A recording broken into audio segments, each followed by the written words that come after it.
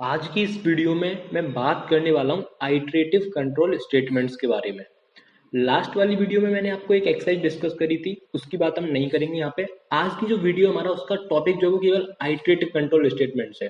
जैसा कि मैंने आपसे बोला था कि आपका जो कंट्रोल स्टेटमेंट्स होते हैं वो दो टाइप्स के होते हैं, सिलेक्शन कंट्रोल स्टेटमेंट और आपका आइटरेटिव कंट्रोल स्टेटमेंट। अगर आप मेरे चैनल पर नए हो और आप सिलेक्शन कंट्रोल स्टेटमेंट अगर आपने नहीं देखा तो वो भी आप जाके चेक कर सकते हो। बट आज की जो वीडियो वो हम तो आइटरेटिव कंट्रोल स्टेटमेंट्स को डिस्कस करेंगे।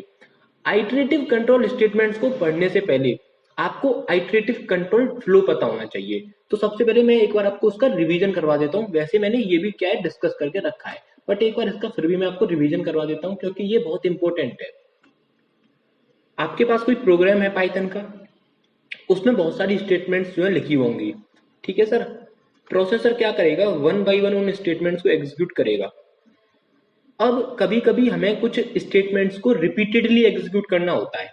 कभी कभी हमें कुछ स्टेटमेंट्स को रिपीटेडली एग्जीक्यूट करना होता है। तो उस रिपीटेडली एग्जीक्यूट करने के लिए स्टेटमेंट्स को हमें कंडीशन जो है डिफाइन करनी पड़ती है।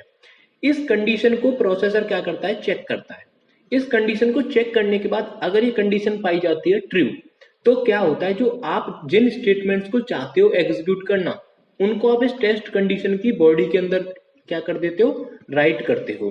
कंडीशन अगेन चेक होगी, अगेन अगर ट्रू पाई गई तो ये क्या होगा, फिर से जो टेस्ट कंडीशन के बॉडी के अंदर जो ये जो डॉटेड डॉटेड आपको दिख रहा है ये स्टेटमेंट्स को रिप्रेजेंट कर रहा है, ये अगेन एग्जीक्यूट होंगी। मतलब जब तक कंडीशन ट्रू होती रहेगी अगेन एंड अगेन ये आपकी जो स्टेटमेंट्स है वो एग्जीक्यूट होती रहेंगी। एक ऐसा इंस्टेंट जहां पर मेरे को एक कंडीशन मिली फॉल्स, मेरे को मतलब प्रोसेसर जहां पर इस कंडीशन को फॉल्स पाएगा वहां पे क्या होगा, वो इस ये जो रिपीटेडली एग्जीक्यूट स्टेटमेंट्स है इनको क्या करेगा, वो स्किप कर देगा और मेन प्रोग्राम पे वापस आ जाएगा। तो ये तो था आपका आइटरेटिव कंट्रोल फ्लो। इस आइटरेटिव कंट्रोल फ्लो के लिए हम आइटरेटिव कंट्रोल स्टेटमेंट्स को यूज करते हैं। तो मेरा बस इस आइटरेटिव कंट्रोल फ्लो को बताने का मेरा केवल एक ही मोटिव था, जिससे कि आप आइटरेटिव कंट्रोल स्टेटमेंट को समझ पाओ। तो आइटरेटिव कंट्रोल फ्लो लाने के लिए अपने प्रोग्राम में हम आइटरेटिव कंट्रोल फ्लो लाना चाहते हैं तो हमें आइटरेटिव कंट्रोल स्टेटमेंट्स का यूज करना पड़ता है। ओके सर, आई होप अब आपको बिल्कुल समझ में आ गया होगा। नाउ अब हमारा जो टॉपिक है आज का वो है आइटरेटिव कंट्रोल स्टेटमेंट्स। तो आइटरेटिव कंट्रोल स्टेटमेंट जो होती हैं वो उनका मैंने आपको फंक्शन बता दिया है कि इनकी हेल्प से हम क्या कर सकते हैं, कुछ स्टेटमेंट्स को जिनको यूजर जो है क्या क्या करना चाहता है, बार बार मतलब अगेन एंड अगेन एग्जीक्यूट करना चाहता है, तो उनको वो क्या कर सकता है, अगेन एंड अगेन एग्जीक्यूट कर सकता है। That is iterative control flow वो अपने प्रोग्राम के अंदर ला सकता है। कैसे, आइटरेटिव कंट्रोल स्टेटमेंट्स का यूज करके। अब आइटरेटिव कंट्रोल स्टेटमेंट्स दो टाइप की होती हैं, व्हाइल लूप एंड आपका फॉर लूप। आज की इस वीडियो में हम व्हाइल लूप को डिस्कस करेंगे। ओके, सो व्हाइल लूप का सिंटेक्स देख लेते हैं सबसे पहले। यहाँ पे देखो, यहाँ पे आपका स्टेटमेंट एक्स है जो कि आपका मेन प्रोग्राम के अंदर लिखा हुआ है। उसके बाद आपने बूलियन एक्सप्रेशन, जो कि अभी मैंने आपको टेस्ट कंडीशन बताई थी वो यही है, यहाँ पे मैंने उसको बूलियन एक्सप्रेशन लिख के रखा है। ये आपकी एक कंडीशन है, बूलियन एक्सप्रेशन जो है दिस इज अ कंडीशन।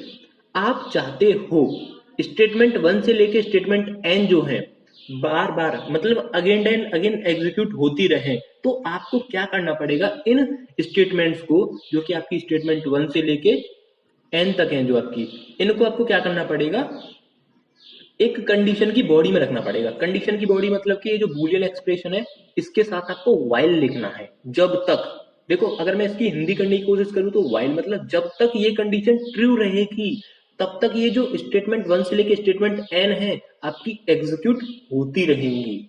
होती रहेंगी कब तक, जब तक ये बूलियन एक्सप्रेशन जो है ट्रू रहेगा। ठीक है सर। अब एक आपको यहाँ पे कुछ दिखाई भी दे रहा होगा एक चीज, जो कि ये है, ये जो स्टेटमेंट वन है स्टेटमेंट एन तक जो लिखा हुआ है वो यहां से स्टार्ट नहीं हुआ बल्कि वो यहां से स्टार्ट हुआ है। Actually this is called indentation. ये जो व्हाइट स्पेस आपको दिख रहा है यहाँ पे इतना सारा, ये इंडेंटेशन है।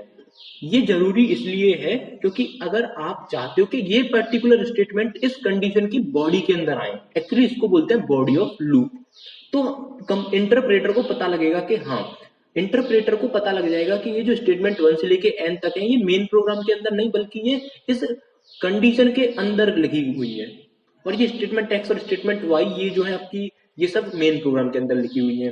तो इंटरप्रेटर इस कंडीशन को चेक करने के बाद इन 1 से लेके n तक की स्टेटमेंट्स को एग्जीक्यूट करेगा एक बार, उसके बाद कंडीशन फिर से चेक होगी, फिर से एग्जीक्यूट करेगा, फिर से चेक होगी, फिर से एग्जीक्यूट करेगा। मतलब जब तक कंडीशन ट्रू रहेगी ये स्टेटमेंट एग्जीक्यूट होती रहेगी।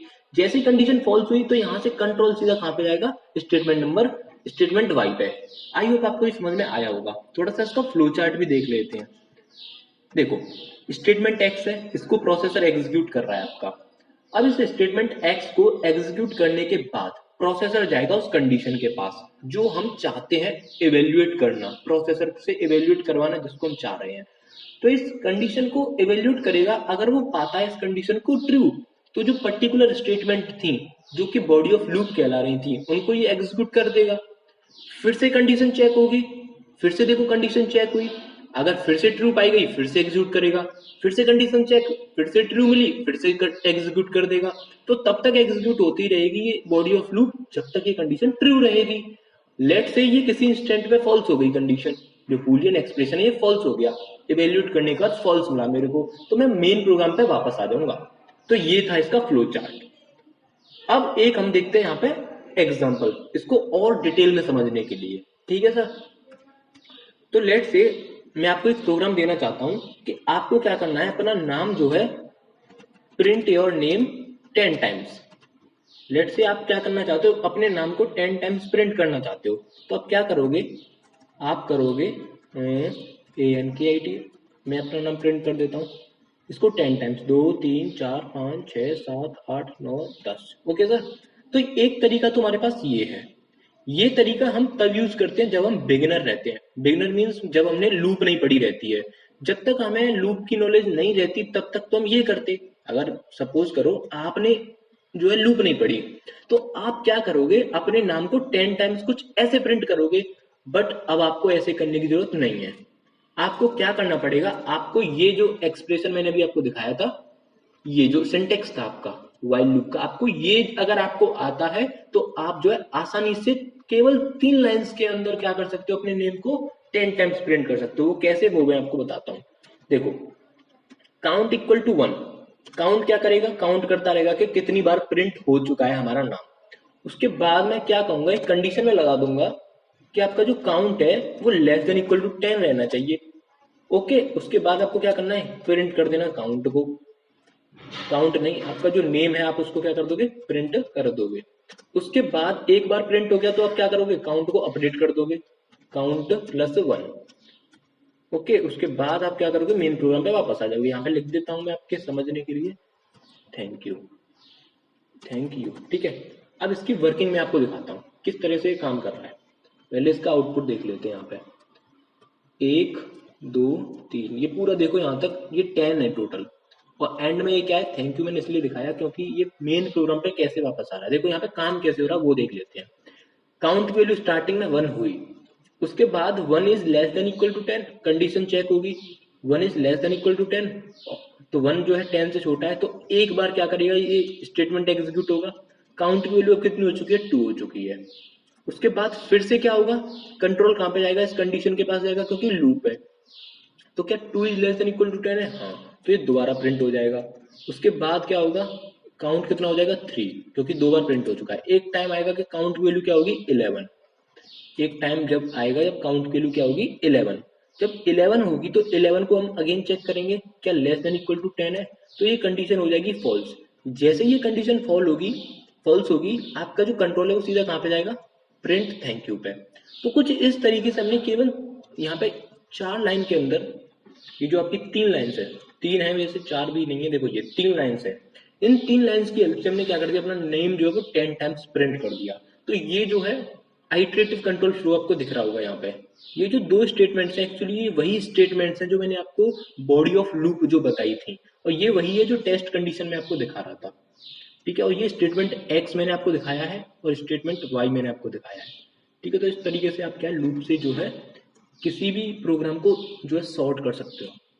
अब हम आपको दिखाता हूं मैं। अब आपको क्या करना है, आपको एक प्रोग्राम बनाना है जिसमें आपको सम निकालना है, sum of first n natural numbers.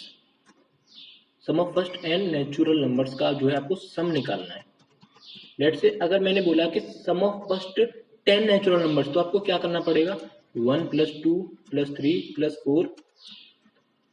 + 4 उसके बाद एंड सो ऑन प्लस कितना है 10, और ये कितना होगा 55 होगा। ये आपको कैलकुलेट करना है, और ये आपको कैलकुलेट करना है लूपिंग की हेल्प से, मतलब व्हाइल लूप की हेल्प से, ठीक है।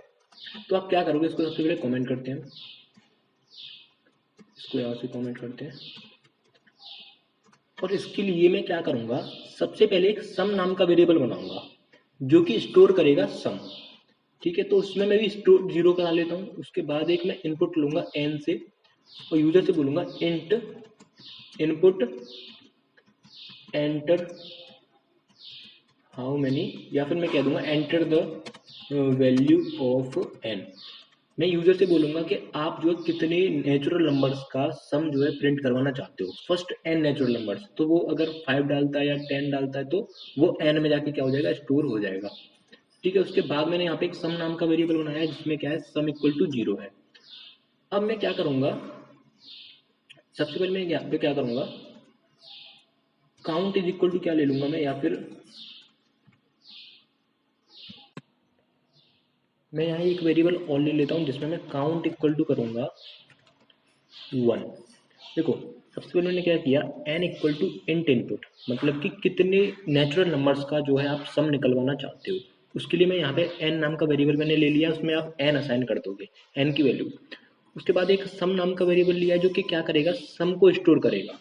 और ये काउंट जो वेरिएबल है ये बताएगा कि कितने नेचुरल नंबर्स का सम हमने जो है फाइंड कर लिया है, एक नेचुरल नंबर का या दो नेचुरल नंबर्स का या तीन नेचुरल नंबर्स का सम हमने फाइंड कर लिया है।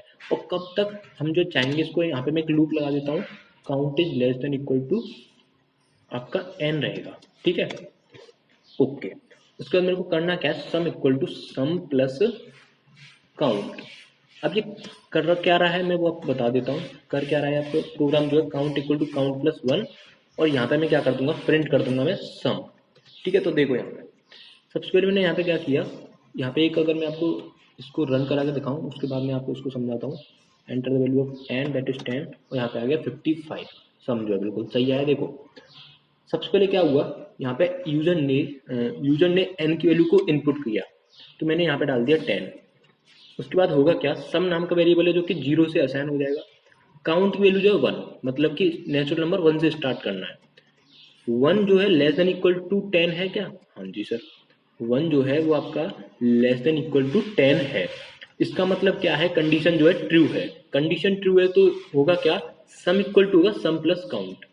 तो यहाँ पे अगर सम की वैल्यू निकालूं मैं अगर, तो सम जो है वो अपडेट हो रहा है। कैसे, सम कितना था, अभी तक 0 था, 0 + 1 दैट इज इक्वल टू 1, ठीक है। उसके बाद काउंट इक्वल टू क्या हो जाएगा 2, क्योंकि आपने पहले नेचुरल नंबर को सॉल्व कर लिया है, पहले नेचुरल नंबर को सम के अंदर काउंट कर लिया है। तो काउंट कितना हो जाएगा आपका 2 हो जाएगा।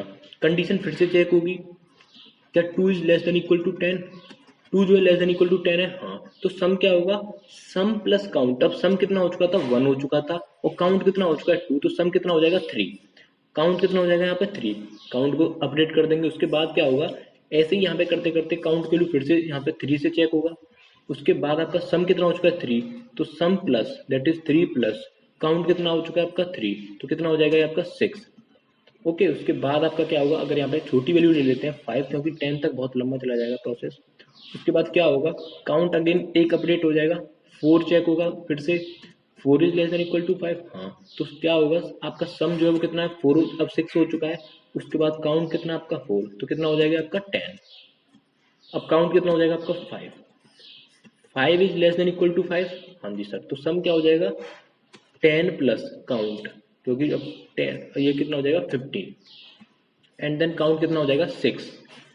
अब यहाँ पे 6 is less than equal to 5 नहीं, तो यहाँ से कंट्रोल जो है कहाँ पे जाएगा, सीधा प्रिंट सम के पास जाएगा। तो यहाँ पे क्या हो जाएगा, सम जो आपका प्रिंट हो जाएगा। अगर मैं आपको n इक्वल टू 5 के लिए दिखाऊँ तो आपका आना चाहिए 15, n इक्वल टू 5 के लिए आपका आना चाहिए 15। तो यहाँ पे आज की इस वीडियो में हमने कवर किया पूरा का पूरा आइटरेटिव कंट्रोल स्टेटमेंट का पहला टाइप, जो कि आपका व्हाइल लूप है। तो व्हाइल लूप हमने पूरा जो है कवर कर लिया, उसका फ्लो चार्ट, उसका सिंटेक्स, उसकी वर्किंग, और हमने यहाँ पे 2 एग्जांपल उस पर तो सॉल्व करे हैं। बाकी की हम प्रैक्टिस और करेंगे नेक्स्ट वीडियो में। अगर आपको वीडियो अच्छी लगी हो प्लीज़ वीडियो को लाइक जरूर कर देना। मिलते हैं नेक्स्ट वीडियो में, तब तक के लिए टाटा बाय बाय।